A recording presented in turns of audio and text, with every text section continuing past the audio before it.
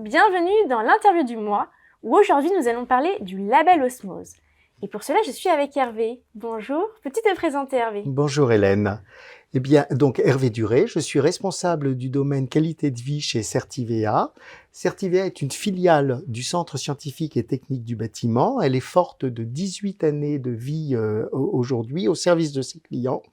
Et Certivea, en fait, vise à rendre plus durables les bâtiments, les villes et les territoires face à l'urgence du changement climatique et aussi face aux grandes transitions environnementales, sociales et numériques.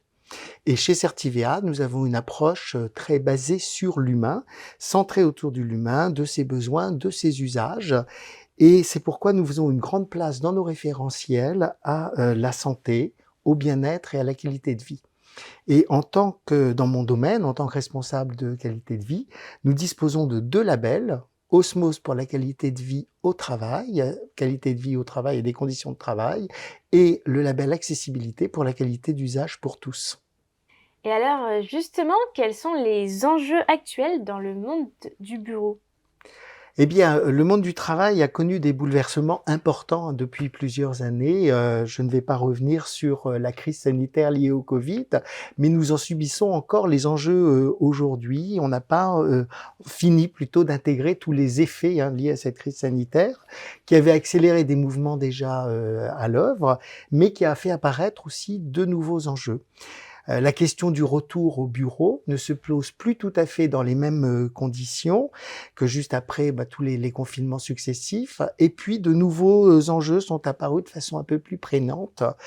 Par exemple, il y a l'émergence d'outils comme l'intelligence artificielle, l'aspiration à des nouveaux modes d'organisation, notamment liés à l'aménagement du travail, la réduction du temps de travail sur la semaine, des préoccupations aussi plus fortes sur certains sujets comme l'attention aux préoccupations environnementales ou encore l'inclusion telle que l'âge, l'handicap.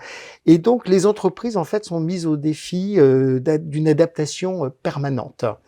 Cependant, il y a un enjeu qui reste prégnant, c'est celui du collaboratif et de recréer du collectif dans l'entreprise, et ça reste d'actualité.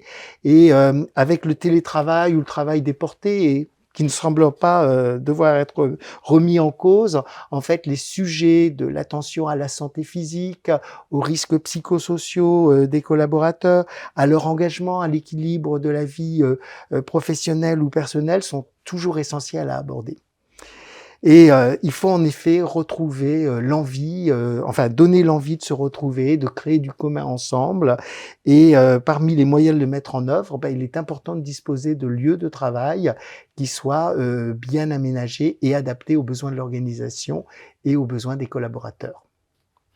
Alors, avant de nous partager donc les premiers retours sur le label Osmose, donc qui a été lancé en 2018 déjà Oui. maintenant, peux-tu nous rappeler qu'est-ce que c'est que le label Osmose, sur quel levier il se propose d'agir et à qui il s'adresse? Alors, le label Osmose, en fait, est unique en son genre et il propose un cadre structurant, en fait, qui se relève tout à fait pertinent pour accompagner les transformations des environnements et des modes de travail dans les entreprises, bien entendu, selon les contextes de chaque organisation et sa stratégie. Et Osmose va inviter les entreprises et leur management à s'interroger sur 3 leviers: le bâtiment, l'aménagement intérieur et extérieur et l'animation du collectif de travail. Et chacun de ces leviers, en fait, peut être actionné seul ou en combinaison avec l'un ou les 2 autres.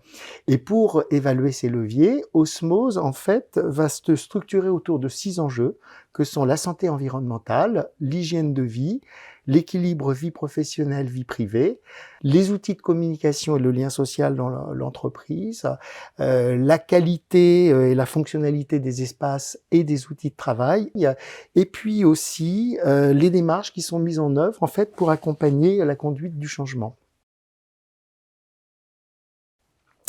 Et le label Osmose va lui répondre à des profils de clients très variés. Il n'y a pas de profil type.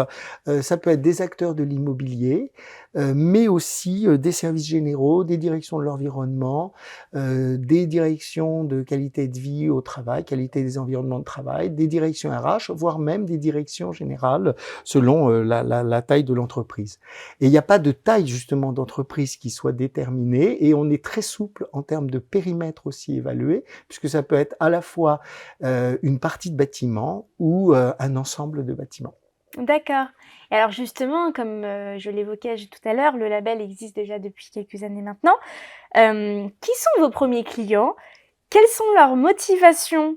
Et qu'est-ce qui les a amenés à se lancer dans ce processus de labellisation? Eh bien, nos premiers clients, en fait, qui étaient issus principalement du secteur de la construction et qui étaient familiers des démarches HQE, haute qualité environnementale, se sont intéressés prioritairement, en fait, à la qualité intrinsèque du bâti sur des opérations en construction. L'intérêt pour la santé environnementale, pour l'hygiène de vie, mais aussi pour la fonctionnalité des espaces de travail, constituait en fait leur motivation principale d'entrer en labellisation, et aussi le fait de visibiliser les bâtiments qu'ils allaient commercialiser. Mais depuis la crise sanitaire, en fait, on s'est aperçu d'une diversification des profils des demandeurs de labels, avec des entreprises qui étaient soit propriétaires, soit locataires de leur lieu de travail, et qui s'engageaient en fait dans la labellisation dans le cadre de l'aménagement de leurs locaux, liés à leur organisation du travail, et qui pouvaient faire suite éventuellement à un déménagement.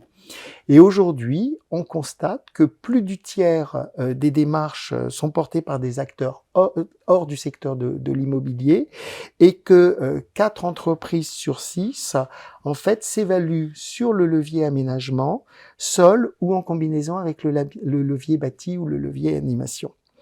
Et nous sommes persuadés, en fait, chez Certivea, que ces démarches autour de l'aménagement des lieux de travail vont constituer dans l'avenir l'essentiel de nos demandes, parce que les entreprises ont besoin en fait d'adapter leurs bâtiments aux nouveaux enjeux, enjeux du numérique, enjeux de l'organisation du travail, mais aussi de répondre à des attentes qui sont certainement plus qualitatives des clients et des utilisateurs, pour rendre les bâtiments plus confortables, plus attractifs et plus compétitifs, puisqu'on est dans un marché très concurrentiel. Très bien. Et alors, peux-tu nous donner des exemples de résultats qui étaient obtenus par ces structures labellisées? Oui, très bien. Alors aujourd'hui, en fait, on a plus de 50 opérations qui sont labellisées Osmose, et il y a plus d'une centaine d'autres qui sont engagées dans la labellisation. Et comme je le disais plus tôt, on observe une diversification en fait des leviers sur lesquels porte l'évaluation. Ce qui est intéressant également, c'est qu'on observe une qualification croissante des projets, avec des résultats souvent supérieurs à ceux qui étaient obtenus par le passé, et qui sont en général largement supérieurs au seuil en fait nécessaire, au seuil de labellisation nécessaire à obtenir le label. Et ça peut montrer justement une plus grande maturité des projets aussi, mais aussi un intérêt croissant pour la qualité de vie et des conditions de travail. Et une autre particularité, c'est qu'on observe justement une amélioration des résultats lorsque les entreprises, en fait, s'engagent dans un cycle de labellisation de 3 ans, ce qui leur permet de vraiment s'inscrire dans une démarche d'amélioration continue au profit de la qualité de vie au travail chez elles. Et on pourrait donc imaginer en fait que ces résultats obtenus, qui sont validés en fait par un audit tierce partie, sont une attention croissante pour la qualité de vie et les conditions de travail, mais aussi pour les entreprises en fait un facteur d'attractivité et de bien-être au travail. Bien sûr.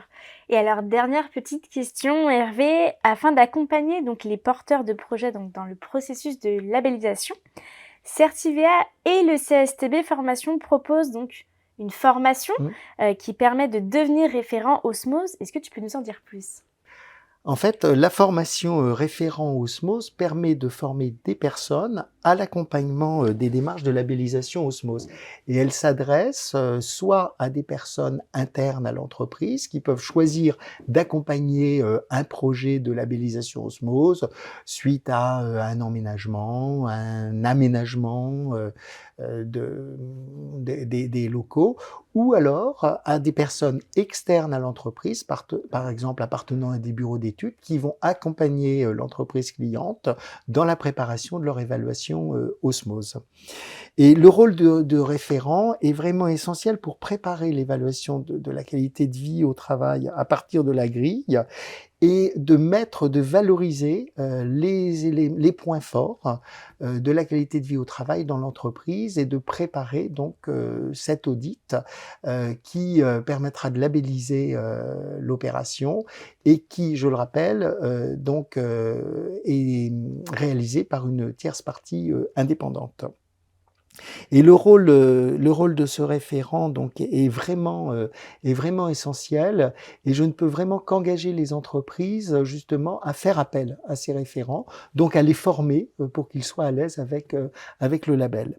Et nous avons 2 formations qui sont animées par Certivea mais organisées par le CSTB, 2 formations référents Osmose par an, et à ce jour nous avons un peu plus d'une 50aine de référents donc qui ont été formés, qui ont suivi ce cycle de formation et qui sont en capacité d'accompagner les entreprises. Eh ben, merci beaucoup Hervé. N'hésitez pas à retrouver l'intégralité de ces formations sur notre site internet, et n'hésitez pas à vous abonner à notre chaîne YouTube.